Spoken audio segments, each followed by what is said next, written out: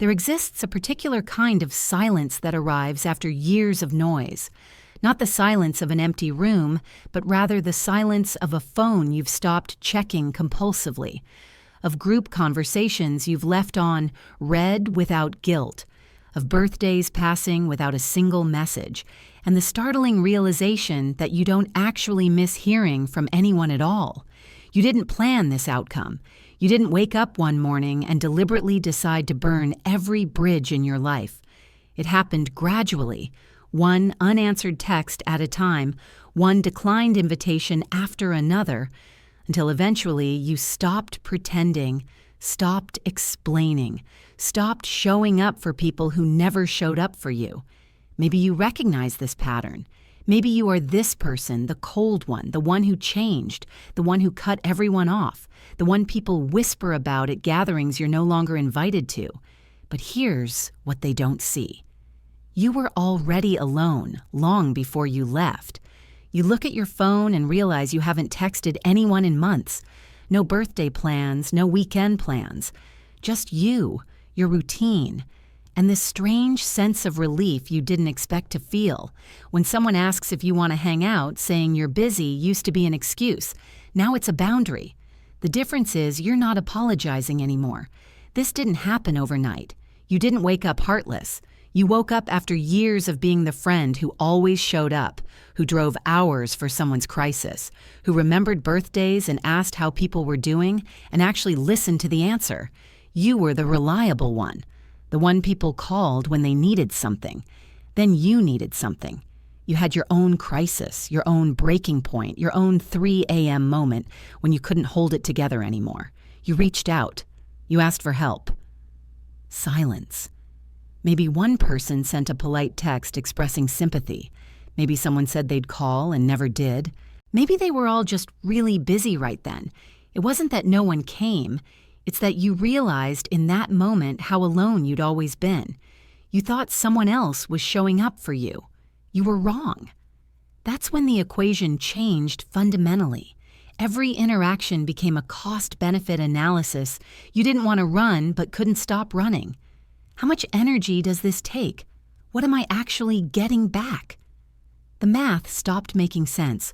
You were pouring from an empty cup into cups that were never empty to begin with. They just wanted more. So you stopped pouring. People noticed. Of course they noticed. When you stop being available, when you stop texting first, when you decline every invitation until the invitations stop coming, people notice. They just don't notice why. They say you've changed, you're so cold now, what happened to you? They say it like an accusation, like you owe them the version of yourself that was slowly dying from giving too much. They want the old you back, the one who said yes, who made time, who put everyone else first. They don't realize the old you couldn't survive. Your nervous system figured something out before your conscious mind did. It learned a pattern. Every time you let someone in, every time you trusted, every time you showed up with your whole heart, eventually you'd end up alone with the pieces. The friend who disappeared when you got depressed, the partner who left when you needed them to stay, the family who was there for holidays but nowhere when you actually needed family. Your brain started seeing the ending in the beginning. You'd meet someone new, start building a connection, and somewhere in the back of your mind a quiet voice would ask, how long until this one leaves too? It wasn't cynicism, it was data. So you started controlling the one variable you could control, the exit. If everyone leaves eventually, you decide when. You'd cut them off before they could cut you off. Abandonment hurts less when you're the one who initiates it. At least this way, you saw it coming. People call it self-sabotage. You call it self-preservation. It's not dramatic. There's no big fight. No final confrontation where you tell them everything they did wrong. It's quieter than that. It's not answering texts for days that turn into weeks that turn into months. It's declining invitations until your absence becomes normal and they stop asking. It's moving to a new city and not telling anyone until you're already gone. It's deleting social media without an announcement, without a goodbye, without giving anyone a chance to ask you to stay. It's the slow fade, or sometimes it's the hard cut. Either way, you're gone. You run into someone you used to be close with. They ask how you've been. You say, good, you? Small talk, surface pleasantries. Inside, you're thinking, we were never really friends. We just knew each other's names. We occupied the same space, but never the same world. They never saw you. You just performed a version of yourself you thought they wanted, and when that version got too tired to perform anymore, there was nothing left. The truth nobody tells you is that you were already alone in rooms full of people. Being physically alone just made the feeling match the reality. Some people think you hate them. The reality is worse than that. You're indifferent. Hate requires energy, requires caring enough to hold on to anger. You're past that. You're not running from them anymore. You're just done. They want closure. They want the conversation where you explain what happened, where you tell them what they did wrong, where you give them a chance to apologize or argue or fix it. But closure would require explaining yourself to people who never listened. Closure would mean reopening wounds that finally stopped bleeding. So you give them nothing. Let them write whatever story they need to write about you. You're not reading it. Here's the part that surprises you. It doesn't hurt like you thought it would. The solo holidays, the birthday that passes with no texts, the emergency where you handle it yourself because there's no one to call. You expected it to feel devastating. Instead, it just feels quiet. Quiet became your favorite sound. This pattern didn't start in adulthood. Somewhere back in childhood, you learned that people leave or people hurt. Maybe a parent who was there physically but gone emotionally. Maybe a home where love came with conditions you could never quite meet. Maybe you were the kid who learned to handle everything alone because asking for help meant hearing not now or figure it out yourself, or worse, nothing at all. Maybe you watched a parent walk out. Maybe you experienced divorce not as a sad ending, but as proof that people don't stay, no matter what they promise. Or maybe it was subtler than that. Maybe your emotional needs just weren't convenient. You'd come home from school upset about something, and the response was, "Don't be so sensitive or other kids have it worse," or just a distracted "that's nice, honey," while they scrolled their phone. You learned that your feelings were burdens, that needing emotional support was asking too much. Maybe you were the kid who stopped crying because crying made people uncomfortable, who stopped asking for help because the sighs and eye rolls hurt worse than struggling alone, who learned to celebrate achievements quietly because enthusiasm annoyed people, or made siblings jealous, or reminded parents of their own failures. Those early experiences didn't just hurt you, they taught you. Your brain, still developing, still trying to make sense of the world, absorbed a fundamental lesson. Needing people is dangerous. Depending on someone means giving them the power to let you down. Connection equals eventual abandonment. Vulnerability gets weaponized. So your nervous system adapted. It built protective mechanisms before you even knew what you were protecting. You became independent not because you wanted to be, but because you had to be. Self-sufficient not as a choice, but as survival. You learned to need no one because needing someone meant getting hurt. You learned to expect nothing because expecting anything meant disappointment. Those early relationships became your blueprint. They drew the map of what connection looks like, what love feels like, what you can expect when you let someone in. Every adult relationship that followed just confirmed the lesson. Eventually, you'll be alone. Eventually, you'll need someone and they won't show up. Eventually, the love will run out or come with too many conditions, or disappear when you stop being useful or entertaining or easy. Your brain wired itself around this truth. Connection became dangerous. Trust became expensive. Vulnerability became a risk you couldn't afford to take anymore. So when you cut people off, you're not being cruel. You're being consistent with everything your life has taught you about how relationships end. The accusations sting anyway. You're too closed off. You don't let people in. You're afraid of intimacy, like you haven't tried, like you haven't spent years attempting to be different, to trust differently, to believe that maybe this time it would be different, like you haven't forced yourself to be vulnerable again and again, hoping the outcome would change. It didn't change. The friend you opened up to about your depression suddenly got busy every time you reached out.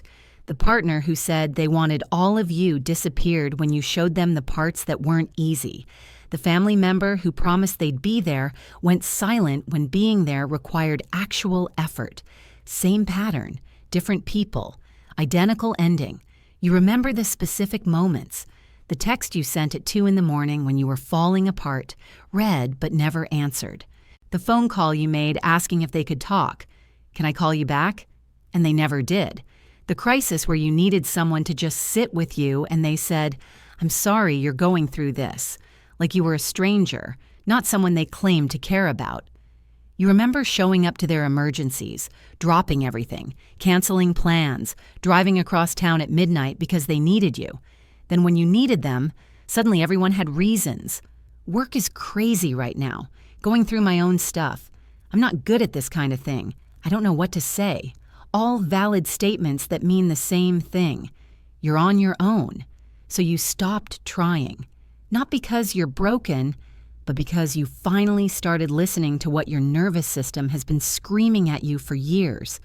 This costs too much. The price of connection, the vulnerability, the hope, the inevitable disappointment is higher than what you're getting in return. You're spending emotional currency you don't have on people who aren't even checking the balance. You started doing the math. How many times did you reach out first versus them? How many conversations centered their problems versus yours?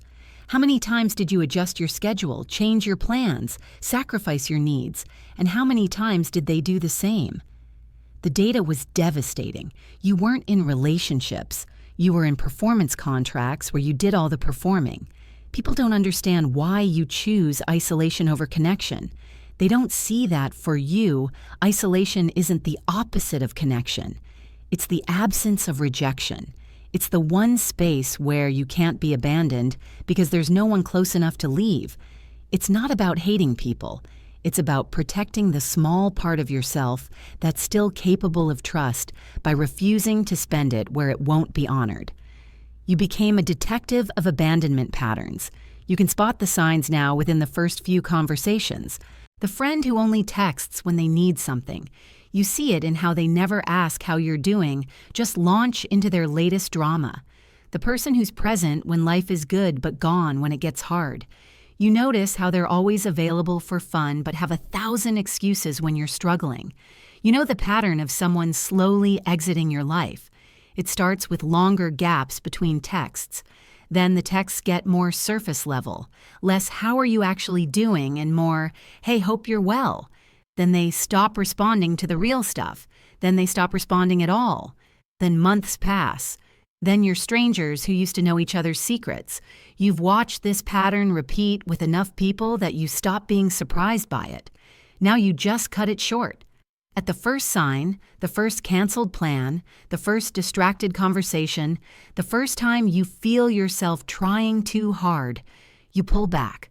Not dramatically, just quietly. Stop initiating. Stop trying. See if they notice. They rarely do. That tells you everything you need to know. Some people say you've given up on people. They're wrong. You gave up on pretending that conditional acceptance is the same as being seen. You gave up on relationships where you have to shrink or perform or earn your place. You gave up on explaining yourself to people who were never trying to understand you. They were just waiting for you to admit you're the problem. You're not the problem. The problem is that for years you accepted crumbs and called it connection. You accepted being someone's last choice and told yourself at least you made the list. You accepted love that came with fine print and convinced yourself that's just how it works. You normalized relationships where you did all the emotional labor, all the reaching out, all the caring, and told yourself it was enough that they answered sometimes, showed up occasionally, remembered you existed when it was convenient, until one day you couldn't anymore. Cutting everyone off isn't giving up on connection. It's refusing to settle for the hollow version you've been handed over and over again. It's saying, if this is what relationships are, if this constant one-sidedness, this endless performing, this waiting for people to show up who never do, then I'd rather have none. People call you cold. You're not cold. You're just done bleeding for people who never even noticed you were wounded. You're done performing emotional labor for relationships that only work when you're the one doing the work. You're done being the one who cares more, tries harder, stays longer, forgives faster, gives more chances. They say you've built walls. You built boundaries. There's a difference. Walls keep everyone out indiscriminately. Boundaries keep the wrong people out and give the right people, if they ever show up, a chance to matter. But after enough years of only the wrong people showing up, the boundary starts to look like a wall. Maybe it is. Maybe that's what survival looks like after you've been burned enough times. The loneliest you ever felt wasn't when you cut everyone off. It was before. It was sitting in a room full of friends and feeling invisible. It was being in a relationship and still feeling fundamentally alone. It was needing help and watching people look the other way or offer hollow platitudes that made you feel worse for asking. It was the gap between what connection was supposed to feel like and what it actually felt like. Always giving, rarely receiving, constantly performing, never quite enough. The physical isolation didn't create the loneliness. It just stopped pretending the loneliness wasn't already there. You scroll through old photos sometimes. Birthdays, group trips, nights out that look like friendship from the outside. You don't miss those people. You miss the version of yourself who still believed those connections were real, who thought if you just tried harder, cared more, gave enough, they'd finally show up for you the way you showed up for them, who hadn't yet learned that some people would take everything you offer and still act like you never gave them anything at all. That version of you almost didn't make it. They gave until there was nothing left to give. They poured themselves into people who took and never thought to fill them back up. They nearly drowned in the emptiness of relationships that only flowed one direction. You saved yourself by leaving. People see it as running away. You know it's running toward something. Toward peace. Toward the kind of quiet that doesn't come from loneliness, but from finally choosing yourself. Toward a life where you're not constantly bracing for the next person to prove you're not worth staying for. Toward mornings where you don't wake up wondering which friend is going to let you down today. Maybe one day you'll try again. Maybe you'll meet someone who makes connection feel safe instead of terrifying. Maybe you'll find people who show up without you having to beg them to see you. Maybe you'll learn that not everyone leaves, not everyone takes, not everyone uses your vulnerability against you. Maybe. But right now, you're protecting the part of yourself that still remembers what it felt like to hope for more. You're keeping that small flame alive by refusing to let anyone blow it out again. Because the next disappointment might be the one that extinguishes it completely, and then you'd have nothing left, not even the possibility of trying again. Cutting everyone off isn't the absence of love, it's the presence of self-preservation. It's your nervous system finally saying enough. Enough performing, enough pretending, enough accepting less than you deserve, and calling it connection. Enough breaking yourself into smaller pieces so you'll fit into spaces that were never meant for you. You're not cold, you're not broken, you're not the villain in their stories no matter what they say about you when you're not there to defend yourself. You're not the problem they made you believe you were every time a relationship failed and they pointed to all the ways you were too much or not enough. You're just someone who learned the hard way that being alone is less lonely than being unseen in a crowd. Someone who chose quiet over chaos. Someone who finally stopped waiting for people to show up and started showing up for yourself. They'll say you cut everyone off like it's a character flaw, like you're missing out, like you're running from something, like if you just gave people more chances, tried harder, were more forgiving, were less sensitive, things would be different. Let them say it. You know the truth. You gave chances. You tried. You forgave more than most people would. You were sensitive because you actually paid attention, because you actually cared, because you actually showed up. You did everything they said you should do, and it still wasn't enough. The problem wasn't your effort. It was that you were giving it to people who never intended to match it. You're not running from anything. You're standing still, finally in a space where no one can leave you because you're the only one there, where your worth isn't determined by who stays or who goes, where the silence isn't empty but full of the peace you never had, when you were surrounded by people who never really saw you at all. This is the psychology of cutting everyone off. It's not about hating people. It's about loving yourself enough to stop accepting crumbs and calling it a feast. It's about recognizing that sometimes the bravest thing you can do isn't staying and trying harder. It's leaving and finally putting yourself first. You're not cold, you're clear. You're not closed off, you're protected. You're not giving up on connection. You're refusing to accept the broken version of it that's been offered to you over and over again. Maybe that makes you hard to understand. Maybe it makes you someone people whisper about, someone they use as a cautionary tale about what happens when you build walls, when you stop trying, when you give up on people. But you know something they don't. Those walls are keeping you alive. That protection is what's allowing you to heal. That choice to walk away is what's finally giving you the space to become someone who might, one day, be ready to try again, but only on terms that honor who you are, not who people want you to be. For now, you're here, in the quiet, in the space you cleared by cutting away everything that was slowly killing you. It's not the ending people wanted for you, but it's the one that's keeping you whole. You're not cold. You're surviving. And maybe for the first time in your life, you're finally free.